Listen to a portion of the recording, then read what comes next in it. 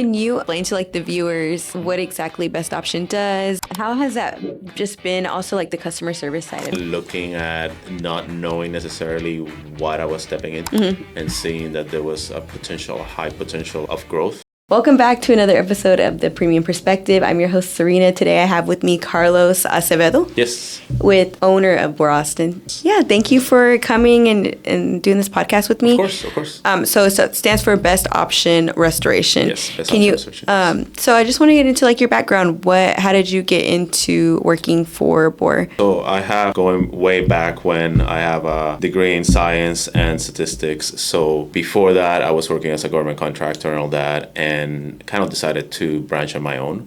And by branch on my own, I kind of say, well, I bought a franchise, which is not really branching on my own, but I didn't. At that time, I was a customer of water damage, mold remediation. I was more water damage. And then I wanted to see what I could kind of grow myself.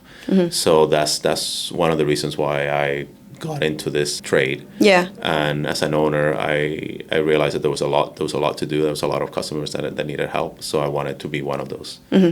How was that process, like to buy a friend, or like how does that work? The franchise process. So it's a little bit a lot of crunching numbers and seeing. I mean, obviously, as wanting to become a business owner, wanting to open something that I hadn't done before, I had to do a lot of research and everything to kind of figure out what's a good option for us. And we looked at different franchise opportunities. We even considered kind of opening ourselves. At that point, I didn't have any experience, so I went with the franchise model because I was considered more an investment entrepreneur type rather than I've done this before, now I want to do it myself. Gotcha, yeah. So, yeah. So you just like reach out to... So in this case, yeah, we work with a broker. They're franchise brokers. Basically, they kind of help you kind of assess different opportunities. Okay. And they were like, I think we're looking at about 3 different franchise opportunities in this field. And we ended up choosing Best Option. Gotcha. What made you choose Best Option? At the time, it was, again, crunching the numbers and looking at not knowing necessarily what I was stepping into and seeing that there was a high potential of growth, and there was not a lot of restrictions on the franchise. There were some restrictions, but it wasn't as much as the other ones that we're comparing to. Okay, gotcha. So just like it was a perfect fit. And it was a good fit as well, the name. I mean, it's I'm not going to say other franchises that I was looking at, but other franchises that we're looking at were very specific to the field. Yeah. And this name it's general but relatable. If that makes sense. Yeah. So it kind of helped as well based on what we were wanting to at the time, which I have a lot of experience in this, at the time what we wanted to head to. Yeah. How long ago was that? So we opened the franchise on September 2021. Okay. And that's basically a couple months right before COVID, the world kind of opens again. Yeah. Open again. So we were in talks with franchise all that right before COVID. So there was a delay in opening because of COVID. So yeah. Wow. Okay. I was going to ask, COVID affected everyone. Yes, was there any effects from that on when you guys opened in 2021? Not that much from our side, because at that point, I think everything was already kind of open up. But there was a lot of work that was being done while COVID was happening, because there was a lot of disinfection and all that. That's something that Best Option would have done if it was open at the time, and other Best Option franchises were doing throughout the country. So there was a lot of disinfecting buildings and all that for opening. So there was a lot of work that would have come from it as well. So gotcha. Can you just explain to the viewers what exactly Best Option does, and just a little bit more about the company? Yeah. So to kind of say a little bit about myself first. So like I said, I come in from a corporate side. So we are water damage, we're mold remediation, fire restoration, content cleaning, storm damage recovery, and all that. So when I started, I was focusing more on the water side. So basically, any water calls come in the middle of the night or anything like that, we would be the ones to answer. And we still do that. We're emergency service 24/7. But once that it happened initially was that we realized that mold is very prevalent in Austin. Yeah. And throughout any humid and kind of not necessarily tropical, but kind of not very hot or not very cold. Is that because of just the weather we have and the lake and all that stuff? Just the weather we have, a lot of humidity, and there's a lot of mold in terms of pollen, cedar, and all that stuff kind of contributes to, not necessarily that's mold, but that kind of contributes to allergies and all that. So We opened the end of September 2021. By the beginning of December, I was a licensed mold remediation contractor. Mm-hmm. So at that point means that I can go in and do the mold remediation and get the structure back to a safe place. Mm-hmm. So that's mostly the work that we're doing right now is mostly related to mold. We're still water damage. We still do fire. We still do content cleaning and all that. Mm-hmm. But a lot of it is more mold. I'm always looking for improving techniques for doing the remediation and for both our workers, the safety of our workers, and also the reduction of cross-contamination and anything that can happen in the home. Yeah. So that's like our specialty.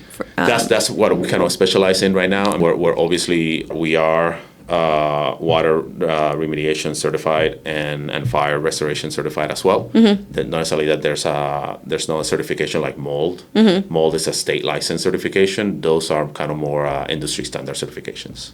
Gotcha. Can you walk through the process of what it is to with the mold part? How do you guys exactly, because it's removal, right? It is removal. So basically the way we kind of orient our customers is more of, if you see or you think that you have mold, we are licensed to do the removal or cleaning of the affected materials. Mm-hmm. We cannot tell you if it's mold. We cannot tell you if we've done everything. Yeah. There's a third party involved. So it's like a referee of us and them. Uh-huh. So we're refereeing what they're doing, what they say we need to do, and then they're refereeing us from them for us doing what they ask us to do. Oh, okay. So basically, if somebody suspects mold or see mold, we would basically refer them to what's called a mold assessment consultant, which that's another state licensed entity. They would go there, they would do an inspection, they would do either a physical collection of the sample, or they would do an air sample, or both. It's kind of up to them. And then based on the visual inspection and based on the testing results, then they'll write up what's called a protocol, and then that's what we use to do our work. We use the protocol and we use our internal work plan to guide both of them to do the work that's needed. There's always a third party involved when you do mold remediation, not including the customer. Is the mold assessment consultant. It's the laboratory that also has to be licensed for doing mold testing. And then it's us as the mold remediation contractor. What that gets the customer is you're getting somebody that's done it and knows how it needs to get done. And we submit to the customer, we put our customer at what's called a CMDR, a certificate of mold damage restoration form that states that both us as an entity, as an MRC, and the MAC, which is the mold assessment consultant, certify that what was there before is no longer there. Gotcha. Yeah. Now, that doesn't say that let's say we inspect a bathroom and there's mold in the bathroom and we clean it and all that. That protocol is actually just defined to that space. If there's mold in the kitchen in 2 months or something like that, and it's not affected what was there before, then that's a different source. And that's a different project that needs to be handled at a different time. Yeah. So then y'all would refer someone else so to then come the in. Same thing, the mold consultant would come in. If there's an issue, the mold consultant would come in and he would do the same testing on that area. Usually the consultants would inspect the whole house just to make sure. Because you might have mold in a bathroom and mold in the HVAC unit, or you might have mold in the bathroom, HVAC unit, in the kitchen. Usually you're gonna have mold in your wet areas. So kitchen, bathroom, any entryways that might be affected by opening and closing. Your HVAC system is also, even though it doesn't seem wet, also it is wet moisture. Because it has condensation that goes through. And if the condensation line is broken or anything like that, or is clogged, it'll basically create damage. At that point. And then obviously the most obvious one is any water coming from the outside. So that includes your roof, your siding, anything like that. That any of those are compromises that would do. We've dealt with some of them where you don't have a obvious water source, i.e. it's not a bathroom, it's not a kitchen, but you have a plumbing line that's on the outside, like a spigot for a hose or anything like that that's leaking. That's another source that you don't realize that obviously there's plumbing in there. Yeah. So anywhere plumbing is, that would potentially cause damage. Gotcha. So because y'all also do, you said fire, and then what's the third one? Water damage. Water damage, fire, and there was another one. Storm. Yeah. That was it. Okay. Yeah. Have you had any fire that you've had to do with? We've done a couple of fire restoration jobs where basically the fire is a little bit unseen damage, because what we want to do is remove the soot. which is basically when a fire forms, the smoke happens. Once the smoke comes out, you still have organic material in your drywall, which is not completely visible. Sometimes it's visible because it looks black. Other times, that usually happens where the flame happened, where you get black. If once depends on where the smoke went, that material, that soot is going to adhere to the drywall, and then you want to remove it. Because soot, if you leave it there and you try to clean it with water or anything like that, that is a carcinogenic. So you don't want to have that in your house. Gotcha. So what we do is we remove that material. Usually the smoke is going to come through the outlets and it's going to get into the inside of your house, in your insulation and all that. So whenever you have a fire damage, you would have to remove a lot of the affected area, even though to the naked eye it doesn't seem to be affected. That makes sense. Wow, that's really interesting. It's a lot of things people don't really think about that you need to take care of. But how has that just been? Also, like the customer service side of it, like dealing with the customers and. It's a lot of. I mean, you have a lot of customers. We have a lot of customers. It's kind of more the making sure that they are understanding of the process. Yeah. And making sure that they understand that we didn't go to their house and put mold. We're actually taking it out. Yeah. And there are other areas that we are not able to see until we start the work. And that's kind of the I'm not gonna say the most frustrating part, but that's the most area that I want to teach to the customer, that just because you see a little bit of mold in a wall doesn't mean that that's it. Because when we open a wall, there could be a lot of affected area. It's just mold usually doesn't like to live in the air that we breathe. A lot of mold types, especially the ones that everybody's concerned about, they like to live in dark, low circulation, humid environment. So it's usually like behind the wall. Usually it's inside a wall, under a cabinet, anywhere where there's gaps that you're not seeing. There's low circulation. There's potentially kind of a bubble of humidity if there's any moisture there, and organic material as well. Yeah. So organic material, you need that. Obviously, drywall has organic material. The studs behind it has organic material. The insulation is organic material. So there's a lot of food for mold to actually live inside the wall cavity rather than outside. Wow. Yeah. And then we've had a couple of customers where it's looked like there's a little bit of damage on the drywall. When we open it up, the studs are rotten already, so they need to get replaced. There's a lot of mold in the backside of the drywall, the insulation and all that, so the amount of work that needs to get done is a lot more than just what was visible to the customer, to us. Yeah. When we get there. That makes sense. How has it been, just like because with like building partnerships and stuff like that, do you guys work closely with like a lot of realtors, or like who do y'all have to like reach out to get business and things like that? So the way I describe it to a lot of our team and a lot of our sales team and all that is kind of more anybody that comes to a customer's house and says, I'm here to do this, and it sounds very, very open-ended, but I'm here to take care of your pest control. Yeah. Pest control, you're dealing with humid environment. That's where the pests like to live, because that's food there at that point. And the water actually helps open up the pores of the other materials, so it's easier for them to eat. Yeah. I'm here to install your TV. And that's what happened to us. We had somebody install the TV, and the screw just went right through. Wow. And that's because it was wet. It was wet from the outside, and something as simple as that. I'm here to fix your plumbing, obviously. That's the obvious one. I'm here to maintain your HVAC system. I mean, anything where the customer opens the door and you have a trade. Somebody that's saying, I'm here to help you with this. Yeah, so usually just a lot of referrals that you guys get. Just a lot of referrals, yeah. Obviously, the obvious ones are plumbers, HVAC, home inspectors, insurance agents, realtors. All those are kind of the ones that you wanna work with. You wanna have a good relationship. We have people that we worked with that are even like flooring people.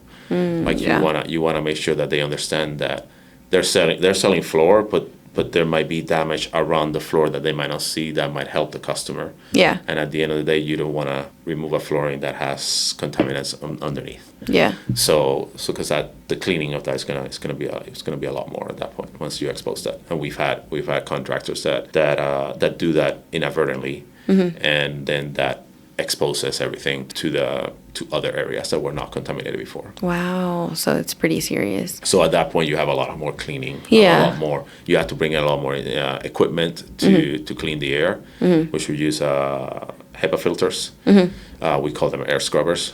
But we use them they're HEPA filters, and then we kind of locate them based on the areas that we're working at. If we have an area that's affected, we'll create a containment. So we'll basically quarantine that area from the rest of the house. So when we're lifting the material, it doesn't have a lot of areas to go, the spores to go. We're basically contain it to that area.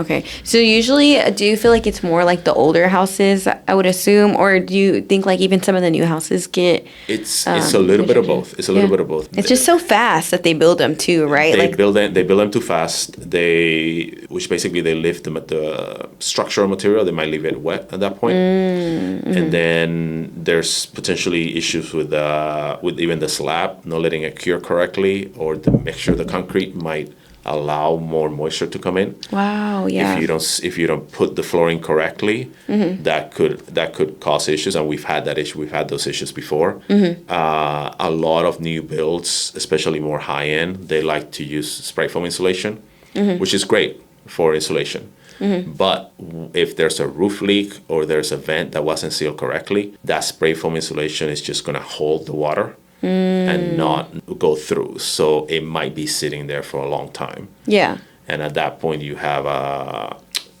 roof decking that is obviously organic because it's wood, and you have water underneath between the roof decking and your insulation. So that's going to create mold growth. Wow. So the moment that penetrates through the spray foam, then at that point that exposes additional damages at that point.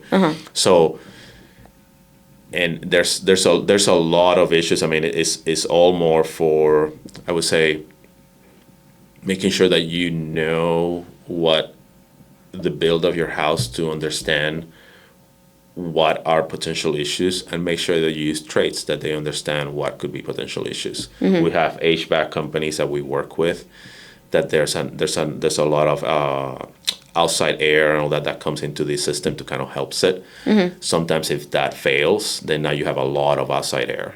Obviously, if you have a humid day or you have a very, I'm going to call it moldy day, then you have a lot of stuff coming into your AC system, which is going to create issues into your AC system, and then it's going to create issues into your house. So there's a lot. I wouldn't say that it's not necessarily now that you're past 2020 builds, we're gonna see less, because we see it even at even newer builds. We've seen that. And then also is the retrofitting of an older house to try to fit with spray foam insulation, kind of create that envelope. Those houses back in the day were made more to breathe. So when you're trying to create an envelope, you're trying to close them up. There's a lot more work than just putting spray foam. So that's something that people need to be aware of, because that could cause potential issues. Not necessarily gonna be set in stone, but that could cause potential issues. So what do you think that homeowners could do to kind of prevent some of those things? Like, is there anything that you recommend, or? So basically, the simplest thing to recommend is obviously always check and I want to be simple. You check your water bill to make sure that your water is not going up, because at that point that might be a slow leak that you have. Check a lot of people have smart thermostat right now. Check your humidity. Make sure your humidity is below 55%. Gotcha. If it's too high, then that means that you're allowing humidity to be in your house, which will help mold to grow. So keeping your AC running, keeping your AC clean. Your AC, it's an equipment that helps you control the temperature of your home, but it also helps control your environment. So it helps control the humidity. It helps clean the air as well. That's why you have to change your filter. So make sure you're changing your filters. Make sure you're using the right filter. Do not, and this is kind of more, I'm not an HVAC technician, but this is what we deal with a lot. If you use like the 1-inch bleeder filters, and if you use the MERV that's very high, depends on your system, that might be clogging the system because it's not letting enough air go through. And if you use it too low, it might actually let a lot of air go through, which might cause the AC to cause condensation to allow spores to come in and not clean it and then disperse it everywhere throughout the home. So it's always talking to the trades and see how they can help, how doing small things for your house can help in the long term. So yeah. Gotcha. Is there anything, I guess, I'm like so mind blown about the new construction builds. I'm like, wow, I didn't think about all that, that people, like, can people do stuff throughout that process, I guess, like, to make sure those things are prevented? I know, like, it's like the people actually building the house can. Yeah, it's kind of, I mean, I'm not that involved on builds. Yeah. But obviously, I would say the inspector also looks for water damage. Or also looks for evidence of water damage. Okay. There's a lot of things that a home inspector might look for. I'm not saying that it's not. You don't need to replace one for the other. Yeah. But having both will kind of give you a little bit more sense of security. Yeah. Again. That, like, peace of mind. Yeah. Again, if you put spray foam insulation on a wet stud, it might take a while for that to come to fruition. But it might actually help to get that testing done. Yeah. And the cost associated with it might give you a little bit more peace of mind. It's like, yeah, everything here looks fine. So yeah. Gotcha. So if you're watching, get a mold test. Yes. If you're watching, you're concerned about it, and get mold testing and see what's all about. There's a lot of mold testing that you can do in house. The problem with that mold testing in house is that it tells you if there's mold present in the house, which doesn't necessarily tell you that there's mold present in high concentrations. Right now, between you and me, there's mold spores. Yeah. But that doesn't mean that we're going to have a reaction to it, because the concentration in the air is not substantially higher, and the mold spores that are between you and me right now might not be the mold spores of concern. So they're I don't even want to know how many mold spores there are, but we concentrate on looking at anywhere from 4 to 6 mold types. They're what we call them water molds, essentially, which whenever somebody calls, I see black mold. That doesn't tell us anything. That just tells us that you have mold. I don't know what type. I don't know how much. But they said, when I see it, it's like, that's great that you see it, but I don't know what it is, and I don't know how much there is, and I don't know how bad it is. So that's why we recommend always to do a mold inspection, because that's going to help us set a baseline for what we're seeing. And there's sometimes where we come in and we see mold type number 1, let's say, and we see at a concentration that's elevated. But once we open it, now we see more. Because it's all hidden behind the walls. Gotcha. So that's just because you see something doesn't mean that that's the only thing that's there. Yeah, and so, like, you said there's 6 types. It's like it ranked, like, 1 being the less severe and 6 being pretty out there. Well, I mean, there's some mold type there usually about 6 types that we look at. There are 4 more that we're more concerned about and concentrate about. What everybody talks about when they see black mold is what's called stachybotrys. And then the other one that's of high concern is called cutomium. Some people call it chutomium or something like that, but I call it cutomium. And then the other 2 are combinations. One is cladosporium, and the other one what I call aspen, which is Aspergillus penicillum. It's a combination of both. Gotcha. That's the least nice aspen. Yes, penicillum is obviously what some people are allergic to penicillum. So obviously that's that mold. Yeah. So basically, depends on your mold consultant. They'll define levels for each of them. So penicillium and cladosporium, they're okay living in the air that we breathe. They're okay. They prefer living in organic material, but they're okay living in the air that we breathe. Yeah. And they're more on the exterior. You usually see them more on when you see something on the wall. That's most likely one or the other. For us to achieve a level of clean air, and I'm putting clean air in air quotes because not necessarily completely clean, but below levels that are acceptable. You have to have at least 600, 650, depends on the criteria of the consultant. But it's something like that work. The other 2, cutomium and stachy, you can only have, and they usually compare that to the exterior air. Because sometimes if you're testing exterior air, and let's say you have a lot of high counts of aspen, and let's say you come into a house and you see that the windows are open, and you see that you're opening and closing the doors, and then they're concerned about the kitchen. The kitchen is literally the second room in the house. They might rethink about taking an area sample at that point inside. They might take it in the cabinet, under the kitchen cabinet. They might close it to see that, because at that point you have a little bit of buffer between the outside air and inside. Yeah. But if you test the outside air and the windows are open, you test the inside air, that air is potentially the same at that point. So you're not going to be able to differentiate, is this coming from the moldy day, or is this coming from the inside of the house? Yeah. Unless you see different mold types.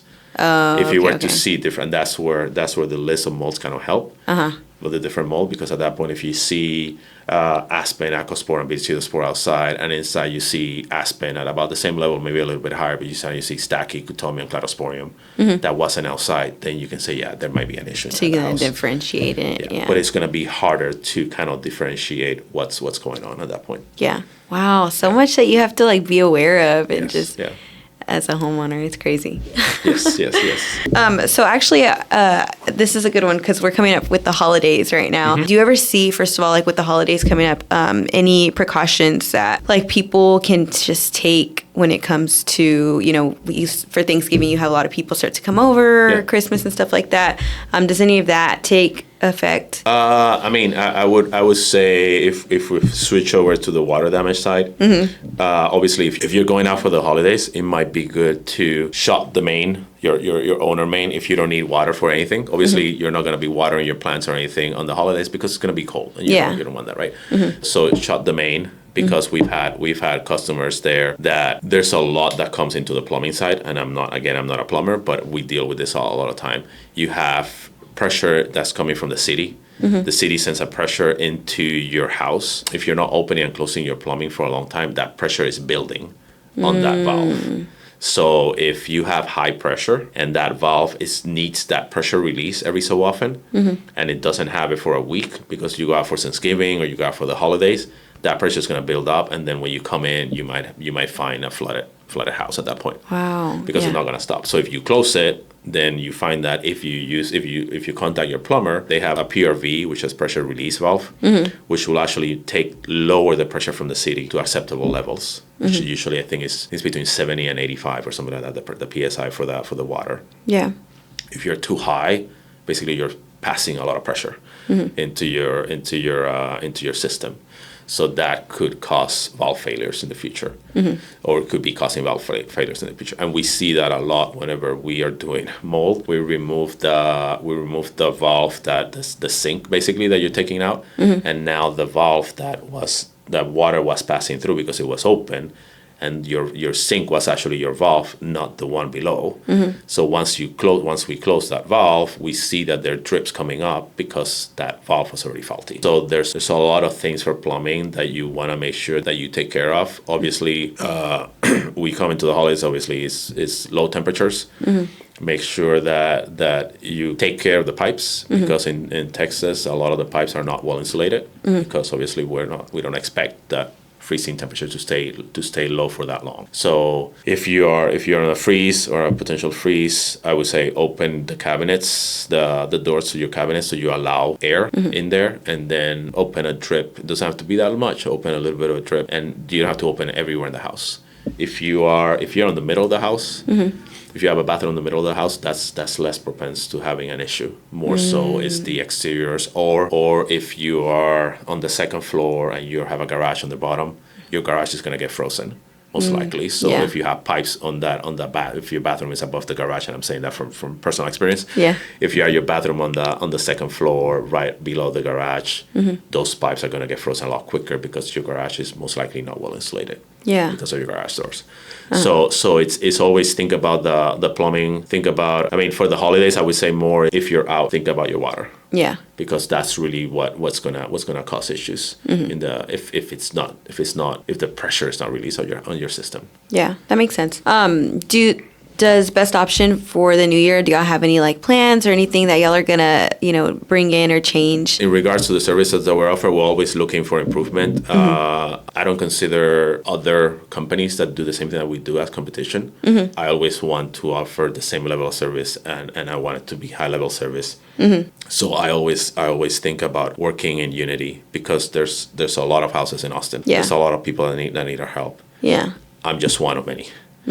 But the moment if we're one of many and we are all providing the same level of service, then there's no difference between us as business owners, but also homeowners. And basically, like I said, we're a growing company. We're very focused on mold and helping on the mold side. We do water damage. We're planning on growing on that side as well to offer those services. We always offer them, but we're kind of putting a little bit more effort within the next 3 to 6 months to open that line of service even more.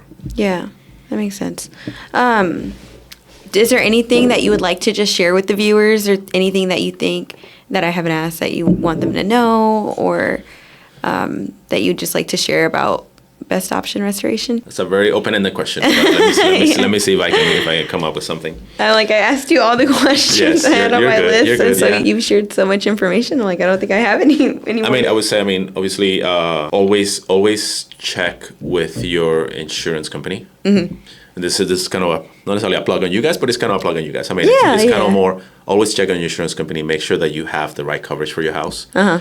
One thing that I always tell the customers is do not call your insurance company first. Mm-hmm. Call your insurance agent, the company of your insurance agent, because they're the ones that are going to work with you to make sure that you have the coverage. We, as a company, we work for the customer. Mm-hmm. We don't work for the insurance company. Mm-hmm. So we're going to do as much as we can right by the customer. Yeah. So, and the same thing goes for insurance agent. They work for the customer, so they're going to do as much right for the homeowner as well. Mm-hmm. Always check for additional supplements to your insurance. Mm-hmm. Something as simple as the amount of rain that we're getting and the amount of wind and everything that we're getting because of changes of the climate. Mm-hmm. If you're not in a flood zone, get flood insurance. Yeah. Because if the water comes from the outside, doesn't matter if you're in a flood zone or not. If you don't have flood insurance, your insurance might deny it. Mm-hmm. And that's something that we've dealt with before. Yeah. It's like if you had getting flood insurance, if you're getting flood coverage, if you're in a flood zone, doesn't cost you that much. Mm-hmm. But it alleviates the headache of getting 6 inches of rain in your perfectly not flood zone home, but now it's wind driven as well. Wow, and wind driven usually can get covered, but insurance companies are always looking for what's really that you buy. Mm-hmm. If you buy a pizza and you want a pepperoni but you didn't ask for it, you're not gonna get pepperoni, right? Yeah. So it's kind of the same thing here. If you buy some coverage in your house and you didn't buy that, then they're not, just because you have insurance doesn't mean you're fully covered. Yeah. Which a lot of people, big misconception. A lot of people, yeah. So it's kind of more talking to that, because at the end of the day, what we do, what we have to, the liabilities that we take in, and we have to store equipment. We have to pay for that equipment. We have to pay for the insurance on that equipment. So there's a lot of costs associated with the work that we do. Mm-hmm. And obviously, when we get hired by a homeowner, it's not necessarily we're going to pass all the costs, but the cost is not, we're not selling pizza that is a $5 or $10 pizza, right? The service that we work is more focused, and the instrumentation that we use, it's more costly as well. Yeah. So usually, if you have water damage, you're going to need to file a claim. Mm-hmm. Depends on the size, but if you have water damage, you need to file a claim. Mm-hmm. If your insurance coverage doesn't cover that claim, then you're going to have to be out of pocket at that point. Mm-hmm. So it can get very expensive, right? And it can get very expensive, and it's not just only from our side, it's also from the rebuild side. Yeah. So if we have to remove the whole flooring in your house, now you got to go get your floor redone. We have to get equipment to dry your house before the flooring comes in. Mm-hmm. We have to remove the flooring, obviously the trash, everything that we have to do to get it ready. Mm-hmm. And now you have to get somebody else to put it in. So you're paying a lot of it. So if and insurance premiums are obviously are going high because of what's happening. But if you're paying all this and then you want to use it and you can't, then that's where getting a good insurance agent obviously helps. Yeah. In Texas, like I said before, in Texas, and in a lot of human environments, it takes about 2 to 3 days for mold to grow. Mm-hmm. So if you don't have mold coverage, then that's going to be an issue. Mm-hmm. If you don't have the other one and this is kind of more talking to insurance agent, if you don't have slow leak coverage or seepage, that's also an issue. Because seepage means that you have a slow leak on the wall that you don't see. Mm-hmm. That's covered by insurance. If there's mold growth, that's still talk to insurance agent, but that still might get covered by your policy. If all you have is a regular homeowners insurance, that might not be covered. Yeah. So now you're spending all this of your hard-earned money to buy insurance, but the insurance that you have doesn't cover what you need. So it's always understand and always talk to insurance agent. We're not licensed insurance agents. We're not licensed adjusters. There's a lot of things that we don't do, but there's the things that we can guide the homeowner to be able to kind of pass them to the right people to get the not necessarily the answer that they want, but at least what they need to hear. Yeah, get the information they need. There's so much that goes into it, and with insurance, people don't realize it's not just a one and done policy. Like you really got to think about all the other things that unfortunately do take place and happen in your home. Yeah. So. Yeah, well, thank you so much for coming. Yeah, no problem. I don't think I have anything else, but is there anything else that you wanted to talk about before we go, or? I don't think so. I mean, we're just so you know, like I said before, I don't know if I said it to begin with, but we're a franchise. We've been in business for 4 years already. We have other franchises in the Texas area as well. But there's not another best option in the Austin area. So we cover a lot of the Austin area. Yeah. And we're family owned, and we're not going anywhere. So you always gotta love a family owned business. That's a good one. Yes. Thank you. All right. Well, thank you so much, Carlos. Again, if you guys have any water problems and water damage in your home, Best Option Restoration is the one to call. And if you guys have any insurance things that y'all need help with, Heaton Bennett Insurance. Thank you so much. Thank you. All right.